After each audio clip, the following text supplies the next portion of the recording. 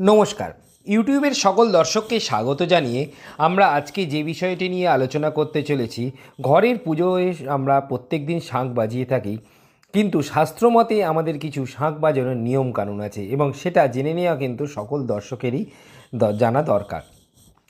শাস্ত্রমতে এই শাঁখের আওয়াজ আদতে পবিত্র ওং শব্দকে প্রকাশ করে এবং বিজ্ঞানও একথা বলে যে প্রতিদিন শাঁখ বাজালেই আমাদের ফুসফুসের উন্নতি ঘটে।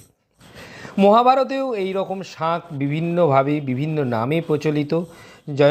স্বয়ং কৃষ্ণ পাঞ্চজন্য শাঁখ ব্যবহার করেছিলেন, অর্জুন দেবদত্ত শাঁখ, যুধিষ্ঠির অনন্ত বিজয় শাঁখ, ভীমসেন পৌণ্ড্র নামে যে শাঁখ ব্যবহার করেছিলেন, নকুল সুঘোষ এবং সহদেব মণিপুষ্পক নামে শঙ্খ ব্যবহার করেছিলেন। এই শঙ্খ বিভিন্নভাবে বিভিন্ন নামে মহাভারতে বিভিন্ন সময়ে বিভিন্ন যোদ্ধারা বিভিন্ন সময় ব্যবহার করেছেন এবং বিভিন্ন যুদ্ধের সময় বিভিন্নভাবেও ব্যবহৃত হয়েছে। আজকে আমরা সেই শাঁখ বাজানো নিয়ে কিছু নির্দিষ্ট নিয়ম শাস্ত্রে যেটি আছে এবং যা শুনলে আপনারা সকলেই অবাক হবেন এবং যে নিয়মগুলি আমরা যদি মেনে চলি তাহলে কিন্তু আমরা অচিরেই কিন্তু সুখ সমৃদ্ধি লাভ করতে পারি। প্রথমেই যে কথাটি বলবো, আপনারা যে পুজো ঘরে যে শাঁখ রাখেন সেখানে দুটো শাঁখ রাখুন, একটি পানি শঙ্খ এবং তাতে জল দিয়ে রাখুন এবং আরেকটি যে বাজানোর শঙ্খটি রাখবেন সেই শঙ্খটিকে সাদা কাপড়ে মুড়ে কোনো একটি বিশেষ পাত্রের ওপর রাখুন। আর খেয়াল রাখবেন যখন আপনারা শাঁখ বাজাবেন প্রতিদিন 3 বার শাঁখ বাজাবেন। এই 3 বার শাঁখ বাজানোর এই বিশেষ অর্থ হচ্ছে সৃষ্টি স্থিতি প্রলয় প্রতীক ব্রহ্মা বিষ্ণু মহেশ্বরকে আহ্বান করা, অর্থাৎ ত্রিদেবকে আহ্বান করা। এই শাঁখ যদি আপনি 3 বারের বেশি কোনো সময়ে বাজিয়ে ফেলেন তাহলে জেনে রাখুন এই ত্রিদেবের এই পজিটিভ শক্তির সঙ্গে সঙ্গে কিন্তু আপনি নেগেটিভ শক্তি আসুরিক শক্তিকেও কিন্তু আহ্বান জানাচ্ছেন। অর্থাৎ শাঁখকে কখনোই আপনারা 3 বারের বেশি অ্যাট এ টাইম বাজাবেন না।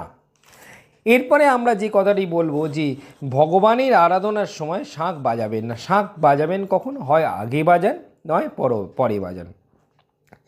এছাড়াও যে কথাটি বলবো, শিব বা সূর্যের পুজোর সময় কখনোই শাঁখ বাজাবেন না।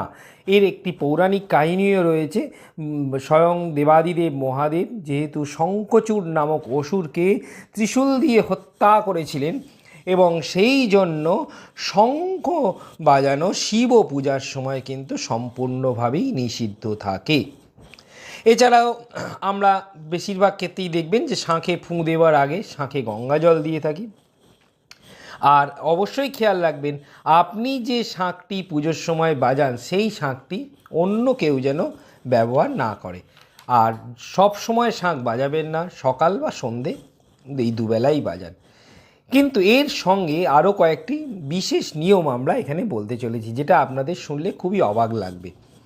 শাঁখকে রাখুন ঘরের উত্তর পূর্ব দিকে মুখ করে, অর্থাৎ শাঁখের মুখ যেন সর্বদা উত্তর পূর্ব দিকে বা নর্থ ইস্টে দেবতার দিকে মুখ করা থাকে, তবেই কিন্তু সুখ সমৃদ্ধি ঘরে ফিরে আসে।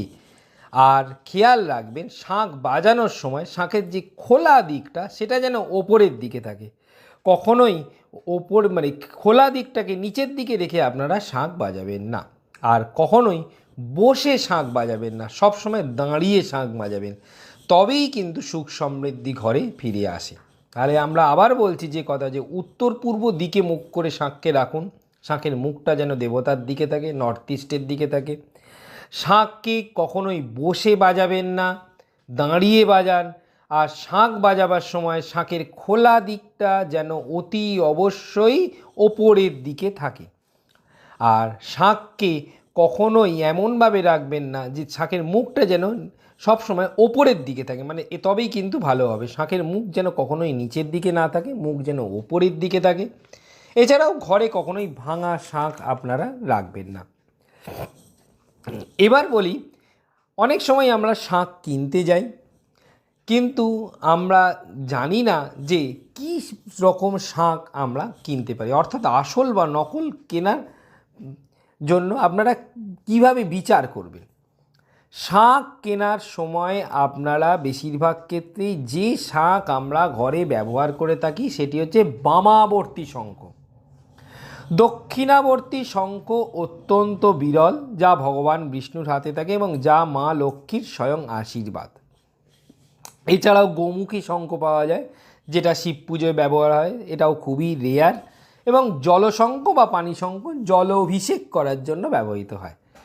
শঙ্খ কেনার সময় বা শাঁখ কেনার সময় অবশ্যই খেয়াল রাখবেন, প্রাকৃতিক যে শাঁখটি আপনি কিনছেন সেই শাঁখের গায়ে দেখবেন স্বাভাবিক রেখা থাকে বা গঠন থাকে এবং হাত দিলেই একটা ঠান্ডা অনুভব হয় এবং খুব শক্ত হয়, তবেই আপনি কিন্তু সেই শাঁখটি কিনবেন। যদি সেই শাঁখ নকল হয় তাহলে দেখবেন সেটা খুব চকচকে হয় এবং প্লাস্টিকের শাঁখ সবসময় কি খুব চকচকে হয় এবং তার গায়ে কোনো মসৃণ হয়ে থাকে, তার গায়ে কোনো দাগ থাকে না। প্রাকৃতিক যে দাগ আপনারা দেখলেই বুঝতে পারবেন যে রয়েছে, তবেই কিন্তু সেই শাঁখ আপনারা কিনুন। আর একটা ছোট্ট টোটকা আপনাদেরকে সঙ্গে শেয়ার করব। যদি দেখেন স্বামী স্ত্রীর মধ্যে কোথাও বনিবনা হচ্ছে না, কোথাও সম্পর্ক ভালো নেই, তাহলে শাঁখকে আপনারা সেই স্বামী স্ত্রী যেখানে শুয়েন মানে শয়নকক্ষ সেখানে রেখে দিন, দেখবেন অতি দ্রুত ফল পাবেন, স্বামী স্ত্রীর সঙ্গে সম্পর্ক অতি দ্রুত উন্নতি হবে। এছাড়াও গ্রহদোষ ফেরাতেও কিন্তু শঙ্খকে অত্যন্তভাবে ব্যবহার করা যেতে পারে। যেমন যদি আপনার জন্মকুণ্ডলিতে চন্দ্র ডাউন থাকে, তাহলে খুব সাধারণ জিনিস যেটা আপনারা ব্যবহার যেটা করতে পারেন, মানে ঘরোয়া প্রতিকার বলা যেতে পারে, সন্ধেবেলা সোমবার সন্ধেবেলা শাঁখে একটু দুধ দিয়ে দিন। দেখবেন এটা করতে থাকলে বেশ কিছুদিন প্রত্যেক সোমবার যদি সন্ধেবেলা যদি শাঁখে একটু দুধ দেন, তাহলে আপনি চন্দ্র কিন্তু অচিরেই শুভ হয়। মঙ্গল ধরুন কাউর ডাউন আছে, তাহলে ভোরবেলা 3বার যদি আপনি শাঁখ বাজাতে পারেন, হনুমানজির আশীর্বাদ পেয়ে যেতে পারেন।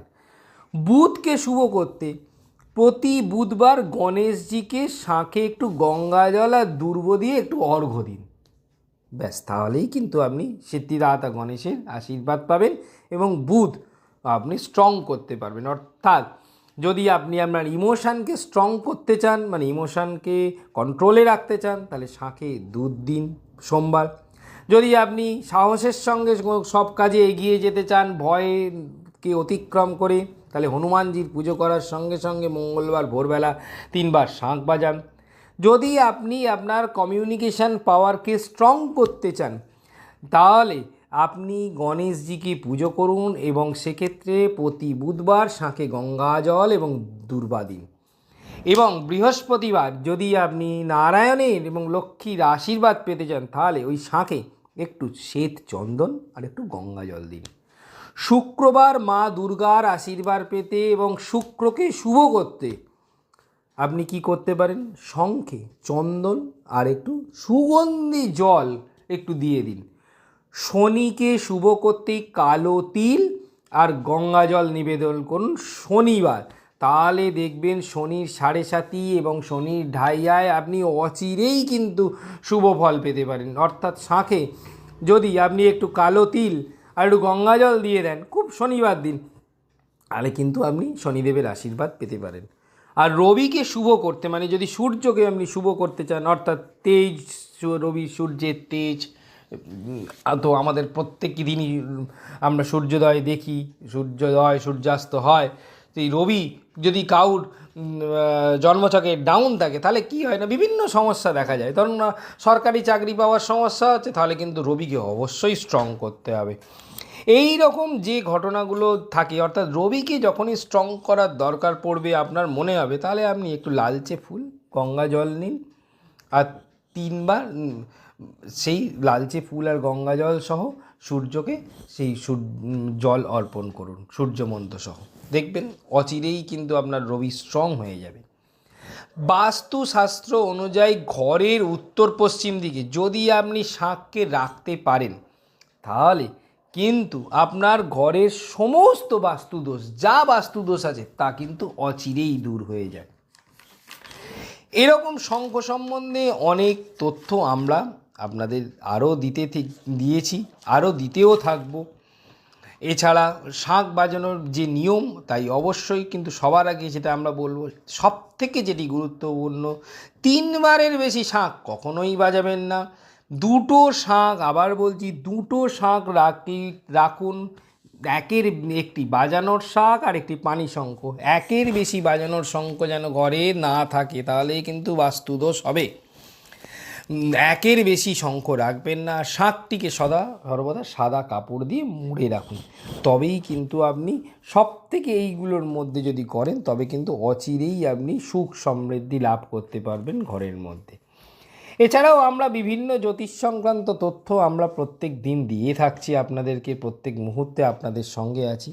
যে কোনো জ্যোতিষ সংক্রান্ত তথ্য যদি আপনারা সম্পূর্ণ বিনামূল্যে পরামর্শ পেতে চান, তাহলে আমাদের হোয়াটসঅ্যাপ করতে পারেন 7003292110। তাহলে আজ এই পর্যন্তই, ধন্যবাদ।